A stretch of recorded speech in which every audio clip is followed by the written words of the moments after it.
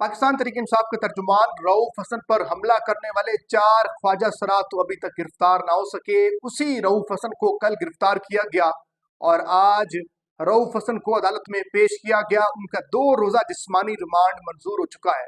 पाकिस्तान तहरीक इंसाफ का दफ्तर एक मरतबा फिर सील किया गया है और अब जो वजूहात बयान की गई हैं, यकीन कीजिए पढ़कर आप हंसेंगे कि कितनी भोंडी वजूहात बयान की गई हैं दफ्तर को सील करने की। इससे पहले भी दफ्तर सील हो चुका है और इस्लामाबाद हाई कोर्ट ने दफ्तर को खोलने का हुक्म दिया था, डी सील करवा दिया था।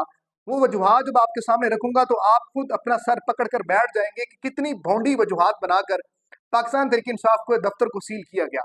दूसरी सबसे अहम खबर यह है कि कल जो छापा पड़ा पाकिस्तान तहरीक इंसाफ के दफ्तर पर, लोगों को यरगमाल बनाए रखा, लैपटॉप्स उठाकर ले गए, पंजाब असम्बली के जो एफिडेविट लोगों के जमा करवाए गए थे वो उठाकर ले गए पुलिस, और बताया जा रहा है कि पुलिस जो है वो डिस्पेंसर तक उठा के ले गई। मामला इस वक्त इस्लामाबाद हाई कोर्ट में जा चुका है और आज एफआईए और पुलिस की बड़ी सरजनिश हुई है। बहुत ज्यादा आज उनकी खिंचाई की गई है chief justice Islamabad high court की तरफ से, और उनसे पूछा गया है कि आपने किस कानून के तहत इतने घंटे लोगों को यरगमाल बनाए रखा, लोगों के मोबाइल फोन ले लिए। मोबाइल फोन्स का भी आज तस्करा हुआ अदालत में। और सबसे तीसरी अहम जो खबर यह है कि आज केपीके असेंबली में मुराद सईद के हवाले से एक बहुत बड़ी करारदाद मंजूर हो चुकी है और बड़े अहम मुतालबे किए गए हैं मुराद सईद के हवाले से। मुराद सईद आपको पता है कि काफी टाइम से रोपोश हैं और अब करारदाद सामने आना और उसमें क्या वजूहात बयान की गई हैं, कौन कौन से मुतालबात किए गए हैं, वो आपके सामने रखूंगा। और चौथे नंबर पर जो पाकिस्तान तहरीक इंसाफ के लोग हैं, आज उन्होंने नेशनल असेंबली पहुंचे, स्पीकर से मुलाकात की और उन्होंने आज नेशनल असेंबली के गेट पर धरना दे दिया। एक अलामती भूख हड़ताल भी की गई, पुलिस भी वहां पर पहुंची। इसका क्या इम्पैक्ट पड़ सकता है और मुतालबा क्या है कि इमरान खान और बुशरा बीबी को रिहा किया जाए, वरना तब तक हम अलामती भूख हड़ताल करते रहेंगे और यहाँ पर हम धरना देंगे।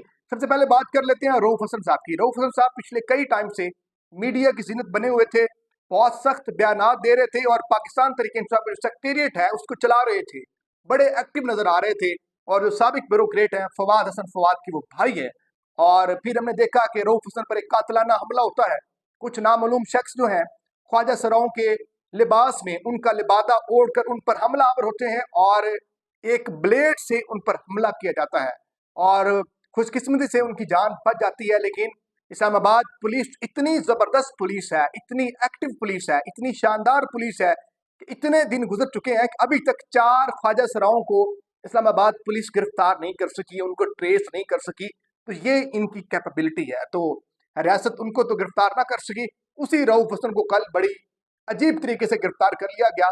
पहले दफ्तर पर धावा बोला, चारों तरफ से कॉर्डन ऑफ किया गया, लोगों को यरगमाल बनाया गया, लैपटॉप्स उठा लिए गए, चीजें उठा ली गई और फाइल्स उठा ली गई और रऊफ हसन साहब को गिरफ्तार करके ले गए।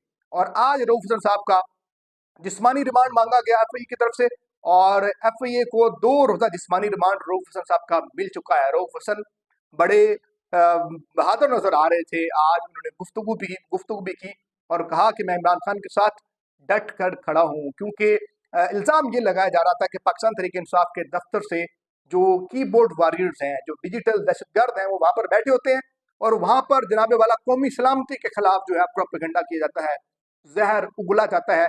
इस चीज को वजह बनाकर पाकिस्तान तहरीक इंसाफ के दफ्तर को सील भी किया गया और रऊफ हसन साहब को गिरफ्तार किया गया। अब सील करने की वजूहत जो आपको बताने जा रहा हूँ वो बड़ी दिलचस्प है। पाकिस्तान तहरीक इंसाफ के दफ्तर को पहले सीटीए ने सील किया था, उसको फिर डी सील कर दिया गया इस्लामाबाद हाई कोर्ट के ऑर्डर के बाद। अब सील किया है मेट्रोपॉलिटन कॉर्पोरेशन इस्लामाबाद ने।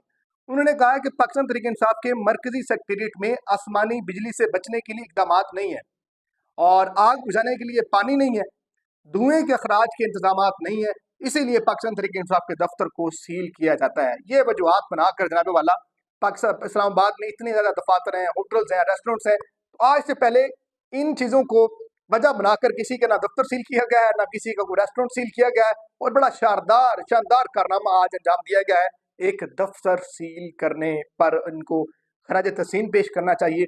और तीसरे नंबर पर आते हैं इस्लामाबाद हाई कोर्ट की तरफ। इस्लामाबाद हाई कोर्ट में चीफ जस्टिस आमिर फारूक ने एफआईए और पुलिस के आला हुकाम की, पुलिस के अफसरान की अच्छी खासी वहां पर उनको झाड़ पिलाई। उनको बताया गया कि जनाबे वाला इतने घंटे हमारा दफ्तर को यरगमाल बनाई रखा है, लोगों को 30 लोगों को यरगमाल बनाई रखा और उनमें से 12 लोगों की शायद गिरफ्तारी डाली गई है।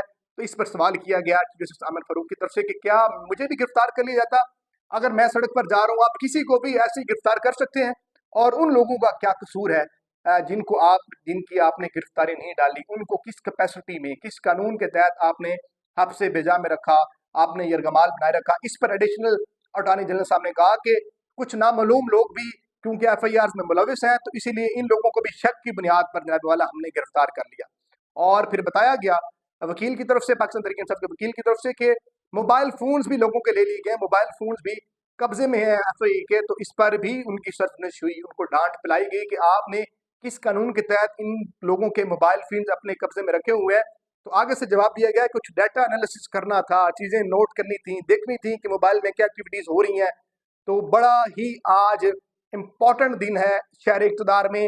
इस्लामाबाद हाई कोर्ट के चीफ जस्टिस आमिर फारूक ने एफआईए ना सिर्फ पुलिस, इनकी अच्छी खासी आज इनको झाड़ पिलाई, इनकी सरजनिश की कि आप किसी को भी उठाकर ले जाते हैं और बगैर किसी वजह के। तो क्या जुर्म है पाकिस्तान तहरीक इंसाफ के दफ्तर में बैठना? अगर कोई भी वहां पर बैठा होगा, कोई सड़क पर खड़ा होगा, तो वहां आप उसको भी गिरफ्तार करके ले जाएंगे। तो एडिशनल अटॉर्नी जनरल के पास कोई जवाब नहीं था। समाअत मुलतवी हो चुकी है, देखते हैं कि यहाँ से क्या निकलता है। लेकिन चौथे नंबर पर पाकिस्तान तहरीक इंसाफ के जो लोग हैं, उन्होंने आज नेशनल असेंबली के बाहर एक अलामती भूख हड़ताल की, धरना दिया, बैठे रहे काफी देर, काफी घंटे। मीडिया ने कवरेज दी, वहां पर पुलिस भी पहुंची, और उसके बाद उनकी अलामती भूख हड़ताल खत्म हुई और वहां से चले गए।